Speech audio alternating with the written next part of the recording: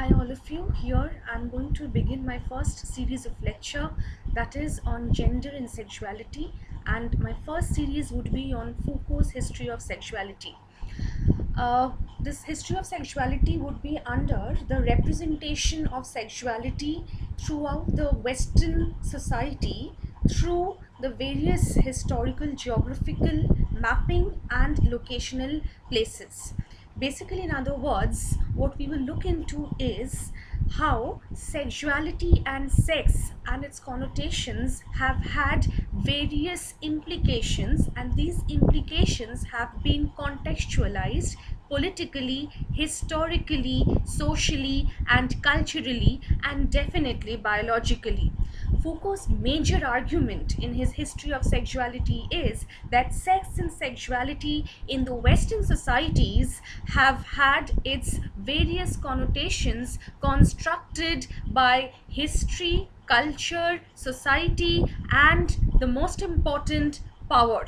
Hence, what we will look into is the entire historical analysis or transition of the meaning of sex and sexuality that has emerged and has sustained throughout the Western society, particularly in the European society, from where it spread to the rest of the world. History has had an immense contribution towards the understanding of something called discourse. What is discourse? We will look into Foucault's understanding of discourse because we will later on take up how sex and sexuality has been constituted and co-constructed through various discourses. Discourse is simply a kind of knowledge which is produced by the people in power.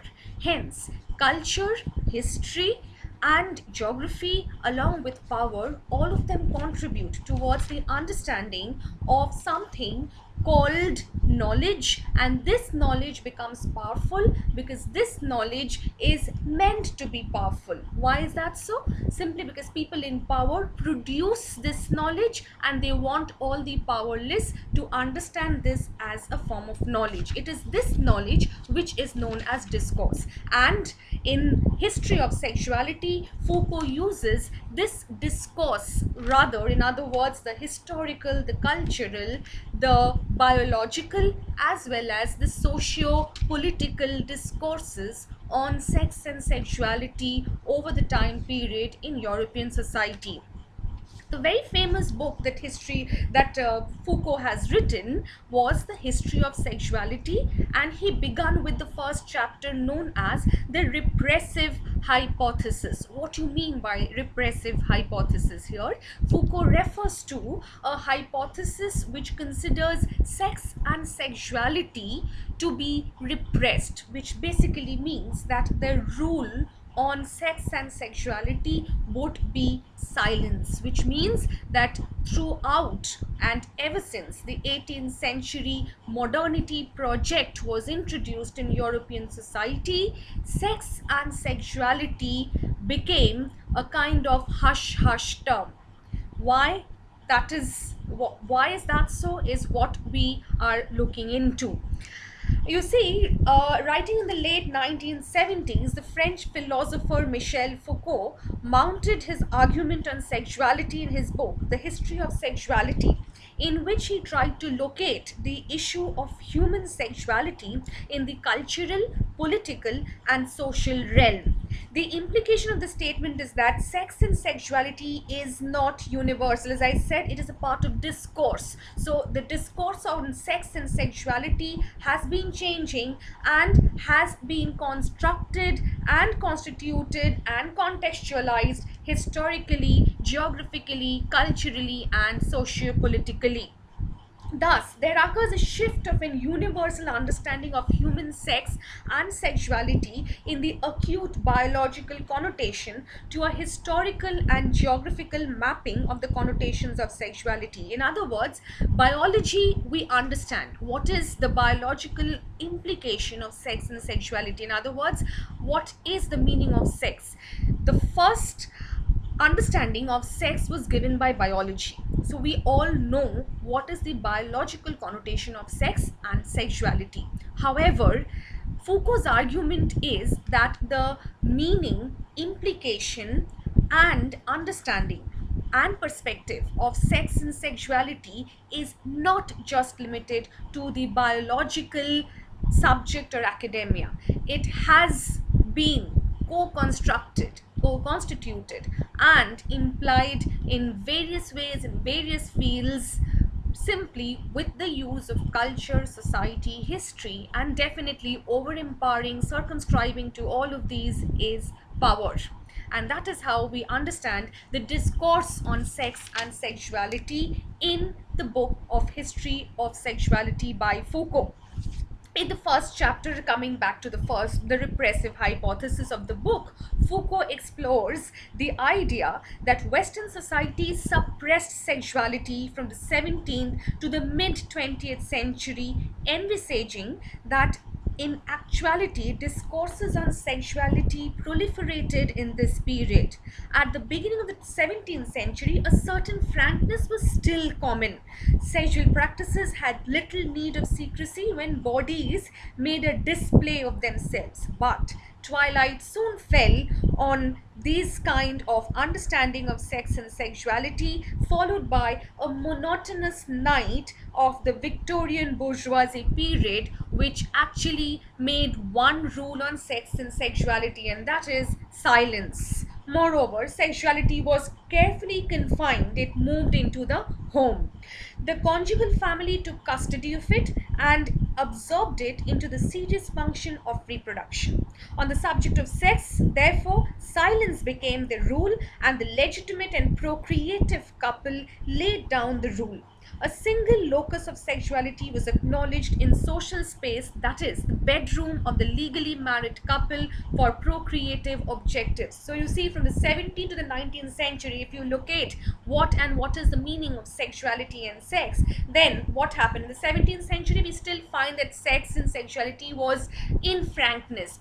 There were bodies which were trying to, move out and which were trying to fulfill their sexual desires, etc. But ever since, the modernity project was extremely nicely designed, and I say nicely on a very politically neutral ground, which I don't want to be. I will soon refute that. So, the modernity project in the 18th century in European society brought with it a lot of rules and regulations considering sex and sexuality, and of course, such rules were those that will be very much beneficial for the states, because modernity has introduced a new concept, a political concept of the modern nation state. It is this modern nation state which would be monitoring every activity of the individual, including the sex and sexual activity. As a result of which, the sex connotation of the biological connotation of sex was reduced to not pleasure, not desire, not any kind of open bodies which are there to produce or to demand pleasure or desire, but just for procreation. And that too, mind you, procreation between properly, legally, I quote the word legally, abided couple who are going to have sexual activity into a very small private space of their bedroom in order to procreate. Hence, production would be one of the determining power or function of sex, that is procreation of children. Moreover, it would be within two heterosexual, mind my saying, heterosexual individuals who are socially and legally married. So, therefore, the entire confinement of sex and sexual activity was now limited to married couples who are legally married, definitely, and to their own procreative activity, not going beyond procreative activity. So sexual activity therefore becomes a kind of a very constrained activity of the human beings, thanks to the modernity project. However, now we look into the hypocrisy of this rule. The hypocrisy of the bourgeois society, however, was to be reckoned with when it was forced to make few concessions for illegitimate sexualities who were placed in situations and spaces where they could be reintegrated, if not in the circuits of production, that is procreation, at least in those of profit. The brothel and the mental hospital would be those places of tolerance. The prostitute, the client, the pimp, with the psychiatrist and his hysteric, those known as other Victorians, as Stephen Marcuse would say, seem to have surreptitiously transferred the pleasures that are unspoken into the order of things that are counted. Everywhere else, modern Puritanism imposed its triple edict of taboo, non-existence, and silence. These are the characteristic features attributed to repression, according to Michel Foucault. Repression has indeed been the fundamental link between power, knowledge, and sexuality. In other words, let me just explain this entire thing. The fact is that, yes, the modernity project, according to Michel Foucault, has given its rules and regulations regarding sex and sexuality, and has confined sex and sexual activities to legally married heterosexual couples in the social space of their bedroom. However, that would be just a kind of contribution towards procreation, which is where the bodies of the individuals are being used to reproduce their human progeny, that is, human civilization would otherwise not be would not continue. What about the other spaces where these bodies can be taken care of, or where some kind of bodies can be demanded and some kind of bodies can fulfill their desire? It is here that the feminist intervention also comes in. Let me tell you this. Very interestingly, what Foucault says is these sexual pleasures and people with who cannot be confined into these marital institutions like social institutions like marriage and proper family, etc. What about these people? So there was their sex and sexual activities had also to be controlled, or rather to be taken care of, if I can put it in a bit hypocritical manner. These bodies, like that of the prostitutes, like that of the pimp, like that of the psychiatrist, as would call it, hysteric, these bodies who have their immense sexual desire and these desires need to be fulfilled, they were treated as the known and known, quote unquote, other Victorians. Why other Victorians? Because they did not fall into the so-called respectable middle class, very much educated bourgeois family in the Victorian society, in the Victorian period. As a result of which, their bodies were now also to be utilized by the state. How and why? You see, this has a long history of prostitution as well. Here we can link it to the prostitution, because the prostitution, the prostitute brothels, the brothels of the prostitutes all developed in those places where these bodies of the prostitutes, of the clients, would be fulfilled only for those men who are away from their family. So you find a number of these places, these brothels, cropping up in places where the men could not live their family lives. Maybe places closer to, war camps, or places closer to the extreme, distant factories where factory workers' sexual desires need to be fulfilled, where soldiers sexual desires needed to be fulfilled. It was these places where the brothels came up, and in these brothels you find the sexual activity taking place, the sexual desires of men being fulfilled by these prostitutes who either were into the business for economic profit or for by force, anything. It can be choice also, choice or compulsion, both worked for the prostitutes, and it was a kind of simple demand and desire fulfillment that worked on the male sides, who came to fulfill their sexual desires in these brothels. So these people were other Victorians. However, these brothels and these other such institutions would bring a lot of profit to the state, as a result of which the state would allow this to happen, because whatever it is, these are some bodies which are treated as, once again, the other Victorians, these bodies which are actually helping the state to make profit. So morality and something beyond morality. Morality was what the educated middle and upper middle class bourgeois society was, where family was constructed with legally married couples, and they are procreating, and therefore they are having sexual activity taking place in their own private domain of their bedroom. However, beyond this, there was also some other bodies which also had to fulfill some of the state's demands, one of which is profit making, and these bodies would be constituted in terms of the prostitutes, the pimps, whatever it is, for immense profit of the state. It is with this understanding that Foucault talks about how the hypothesis becomes repressive hypothesis on sexuality, therefore means that sex and sexuality becomes repressed through three things.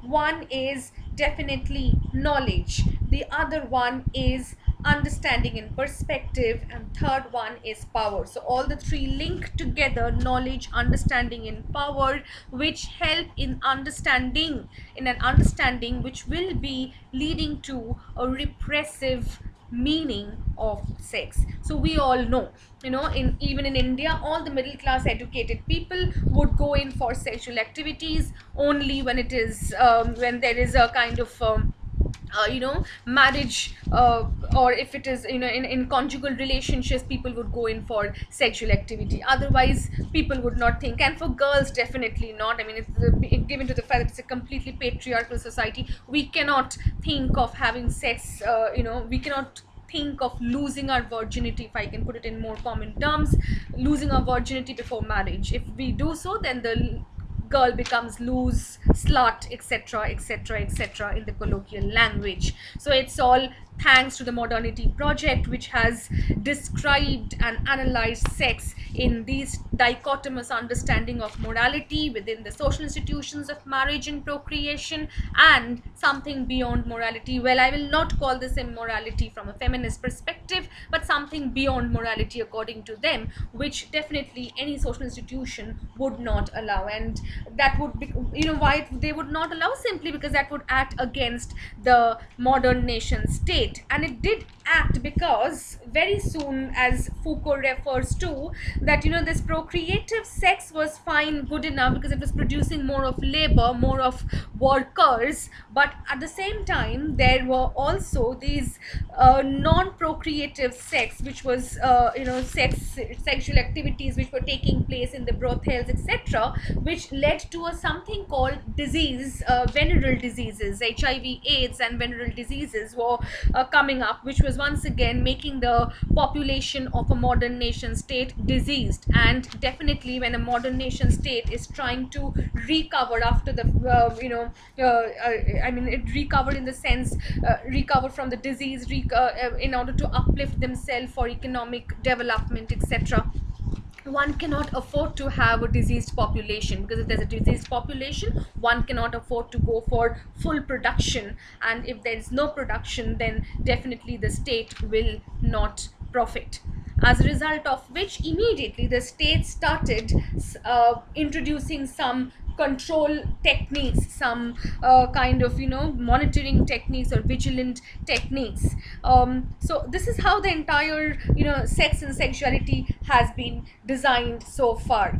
This discourse on modern sexual repression, going back to the sexual repression quickly, coincides with the development of Western capitalism in the 18th century. Whatever I've just explained about the profit and capitalist modern nation state, now just remember, which I probably did not tell, modern nation state is equal to the capitalist capitalist economy, and if it is a capitalist economy, definitely it will look forward to having a lot of profit. And profit how? By producing knowledge about sex and sexuality in this case, as Foucault has said, and how sex and sexuality's meaning production or discourses on sex and sexuality would be for the benefit of the state's profit. To be more specific, the modern nation capitalist economic state's profit.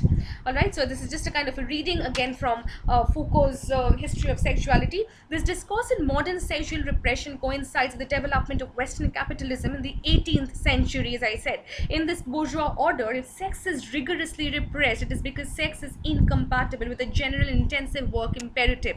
At a time when labor capacity was being systematically exploited, how could this capacity be allowed to dissipate itself in pleasurable pursuits of sex, except in those that enabled it to reproduce itself, that is, procreative sex? Thus, sexual cause becomes legitimately associated with the honor of economic cause, circumscribed by political cause. In this 18th century, sex became a police matter. There was a necessity of regulating sex through useful and public discourses. As I said, that sex was only confined to procreation, to reproduction among heterosexually married couples, legally married couples. Why?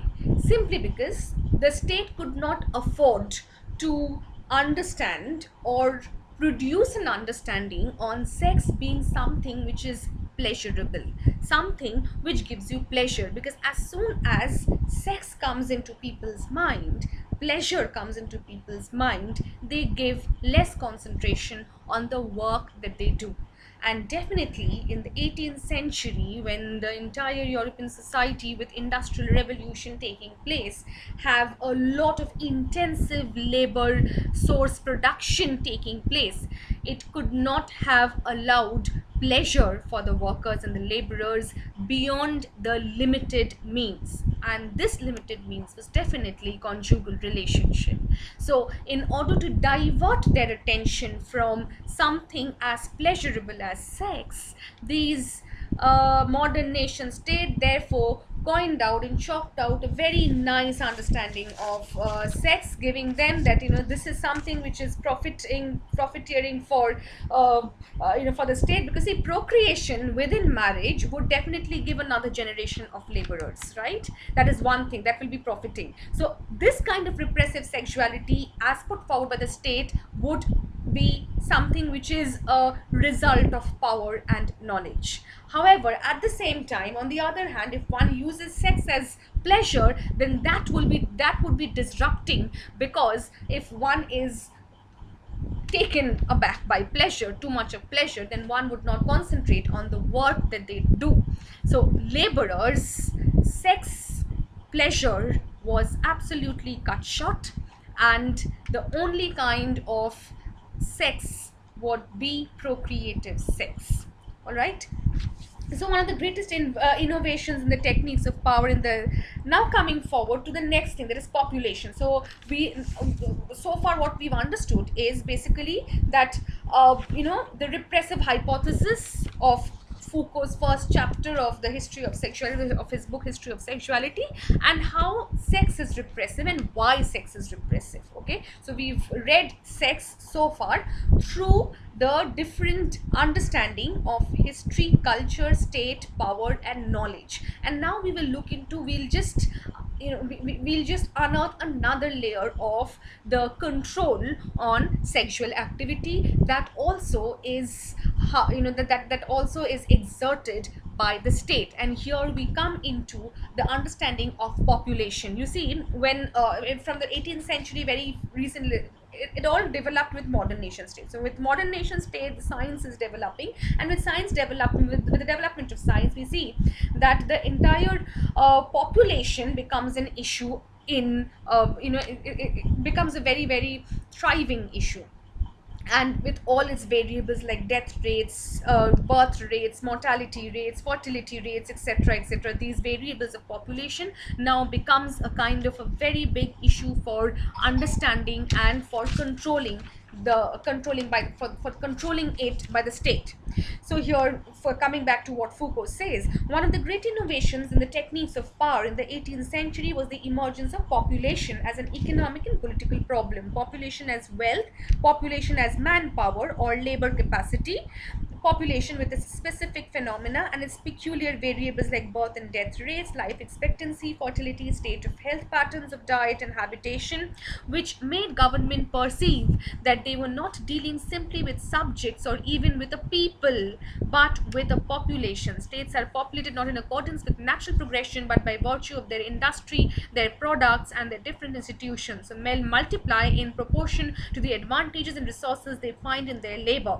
At the heart of this economic and political problem of population was sex. The state thus felt it necessary to analyze the birth rate, the age of marriage, the legitimate and illegitimate births and sexual relations, in such a way that the state should and would become rich and powerful. Thus, the sexual conduct of the population was taken both as an object of analysis and as a target of intervention. So, as soon as the population became a major issue for the state to control, to understand, the state designed and chalked out a number of measures, controlling measures, by answering certain things, by giving certain knowledge, by making it mandatory universally. What are the marriage ages, the birth rates and the death rates, the kind of the legitimate and illegitimate sex, because all these were concerned and connected with population, and population has to be under the control of the state, because it is this population which is a source of economic profit through labor, process intensive labor. It is this population which would be a source of a manpower source.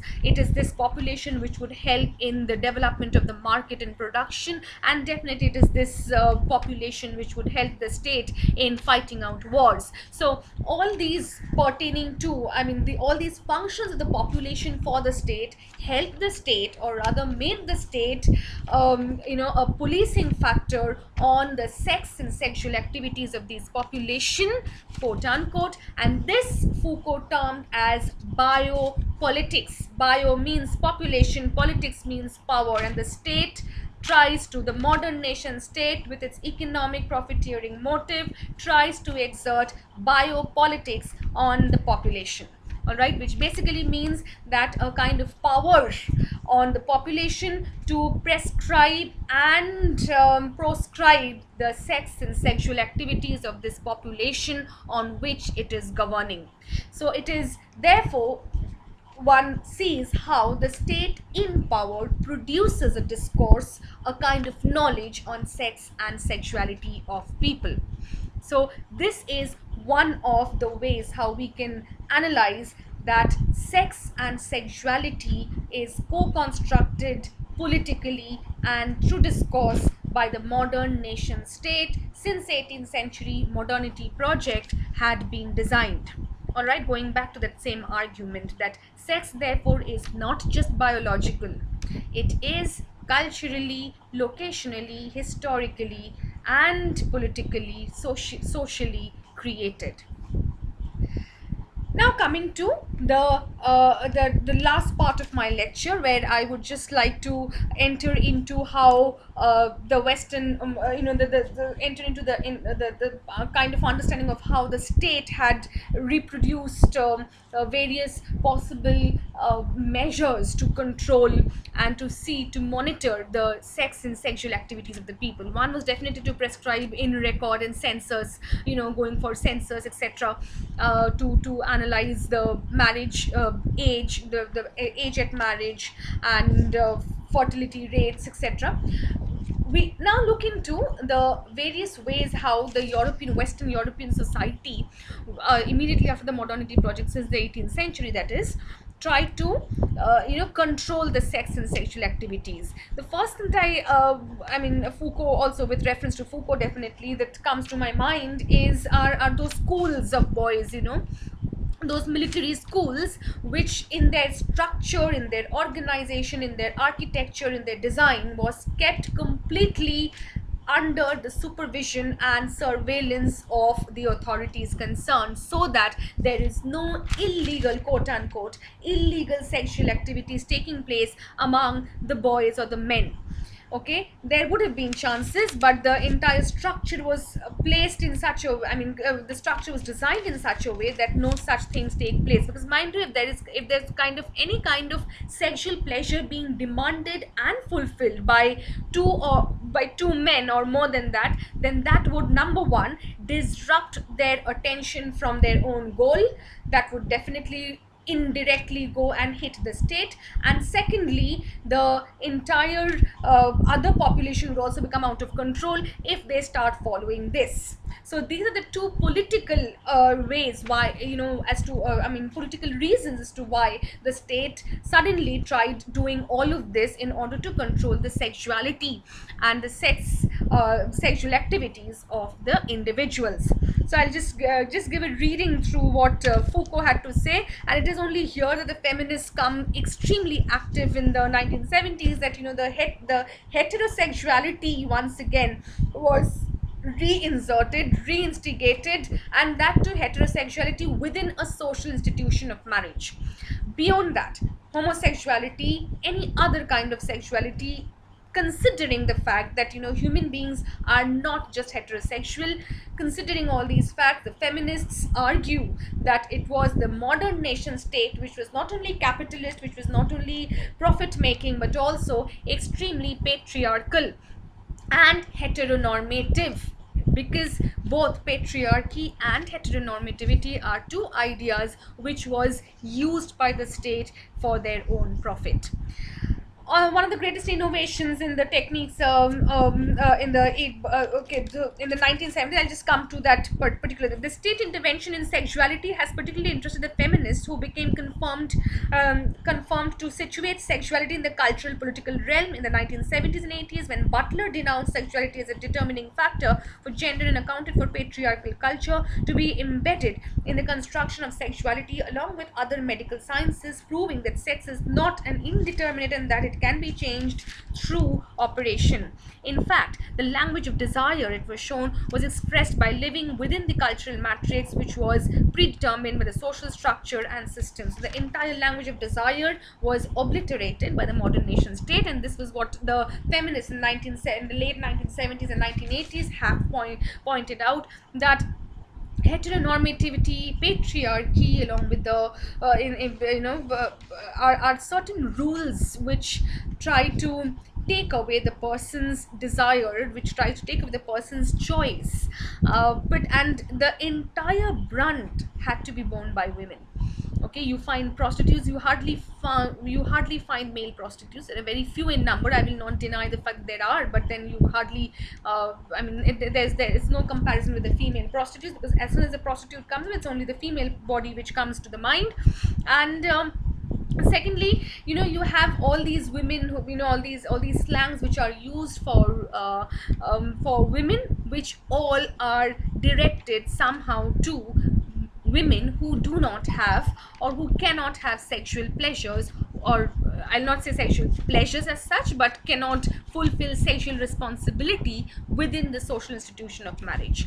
So given to these facts, one can say that the entire meaning of sex and sexuality, though had been constructed by the state, was extremely patriarchal and heterosexual, and the brunt of all the immoral, beyond morality understanding of sex and sexuality was or had to be borne by the women and their women's bodies and their sexuality. This was what the argument was. This was a feminist argument in the late 1980s and late 1970s and 1980s, and of course Butler, who writes a book called Gender Trouble in 1990, but in 1992 she rewrites it, and she rewrites another book saying the body matters. Yes, of course, for sex there is a body, but the biological connotation is in no way being discounted at all.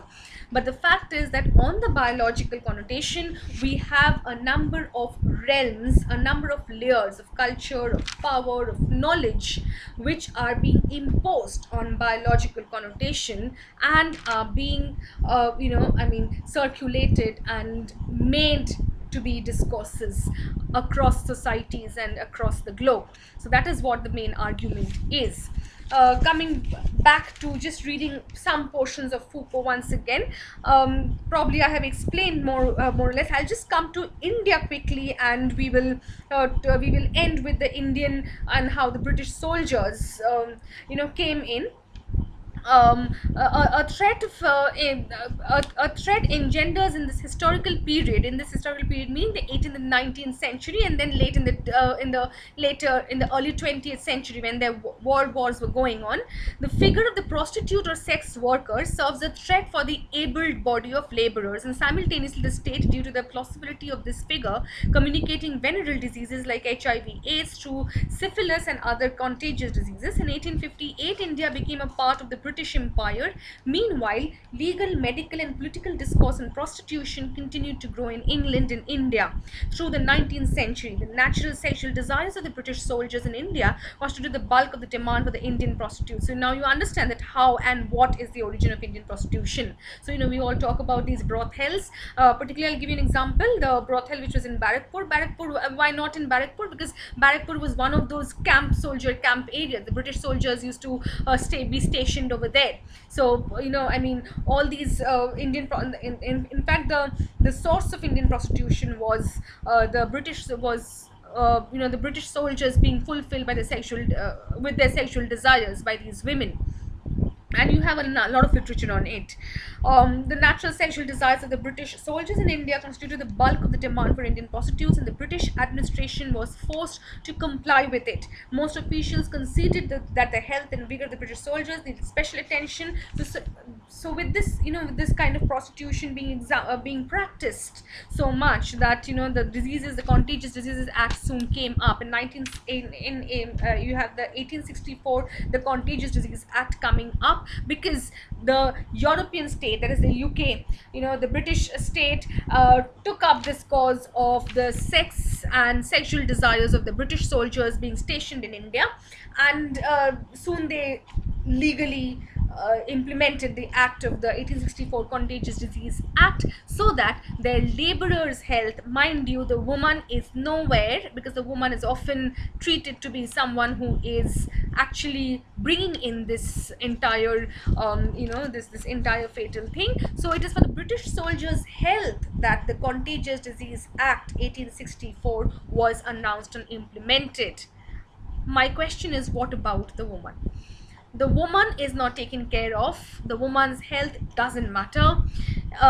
Why? Simply because she's a prostitute. Now, the prostitution was also a kind of a system, mind you, which was developed in order to fulfill the desires of the British soldiers and these men. So you can understand how patriarchal the entire system and the entire thinking was, and why not. The entire modernity project was actually being designed by so very well-educated, middle-class, fair gentlemen of the century.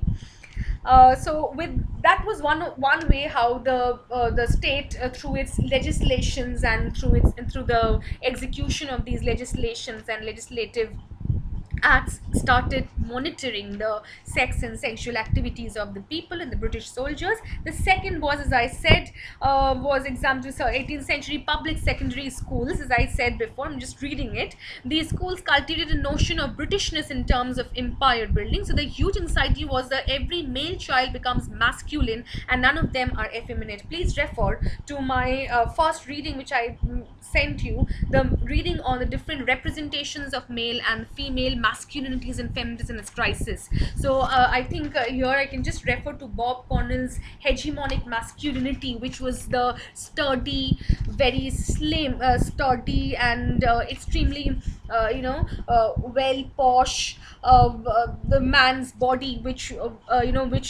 which would be like kind of a soldier's body, which was designed to be the hegemonic masculinity in the Western society, in European society in the 18th century, because that man would be the bread earner, the man would be educated, that man would be extremely good at sports, the man would also help the nation state, the modern nation state, during times of war, and the man would be fit enough to have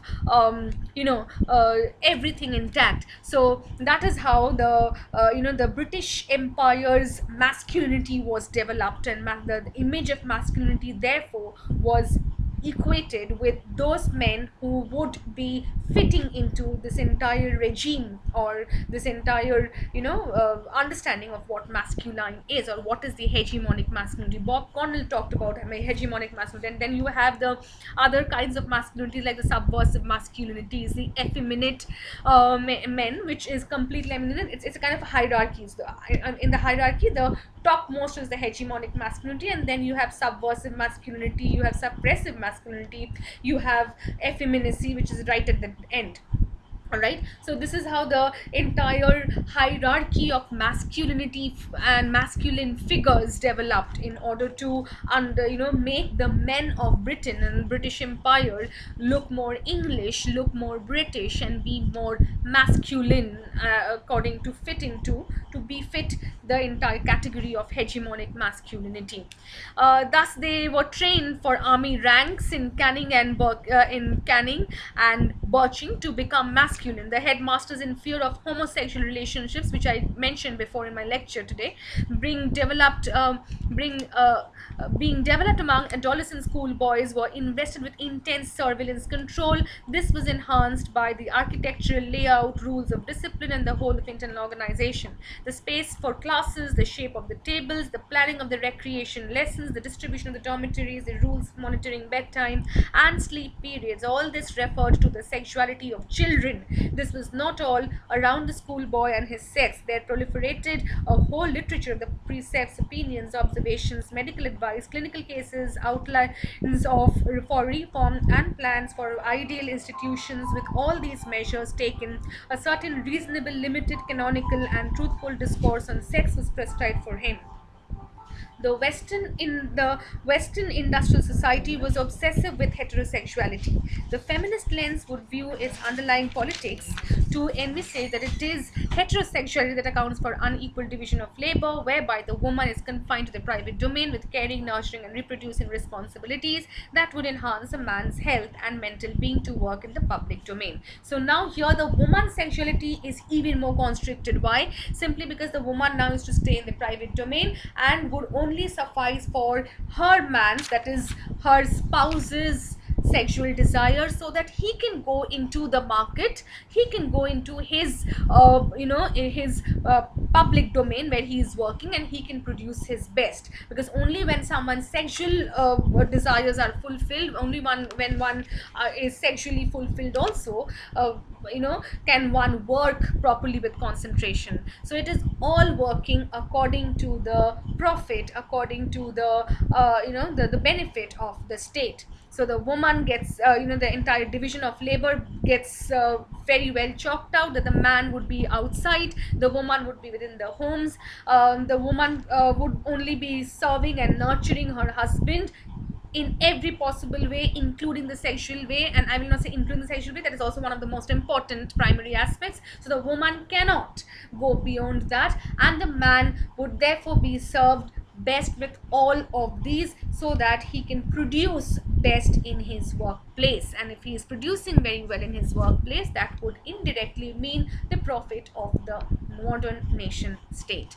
And it is it is completely in this way that the entire sex and sexuality discourse was coined, designed, very well planned, and implemented by the modernity project in the 18th century, and ever since the 18th century till date in the European society, and which had circulated across. So this was a kind of a very short lecture that I produced on the history of sexuality, the first chapter, that is the repressive hypothesis. And to very very quickly brief up within 4 to 5 sentences as to what the entire lecture was. Number one, it is a repressive hypothesis. Why is that so? Because Foucault tried to locate sex and sexuality not only in the biological connotation, which is definitely there, but also in different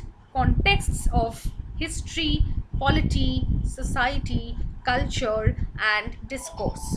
So he turns the entire phrase of sex and sexuality into a discourse, a powerful knowledge which was produced over the 18th century till date for the modern nation states' development and profit. And how and why is what he has explained through various procedures and methods that the state has implemented in order to control the sex and sexuality of both men and women. But here too, since it was the patriarchal and the heteronormative rules that was extremely vigilant and that was extremely predominant in the entire ideology of working of the state, that the feminist would also come into the picture, saying that the woman's desire, the woman's sexual activity had even been limited. Thank you very much. Please read this over and over again. If you have any problem, please contact me. Thank you and happy reading.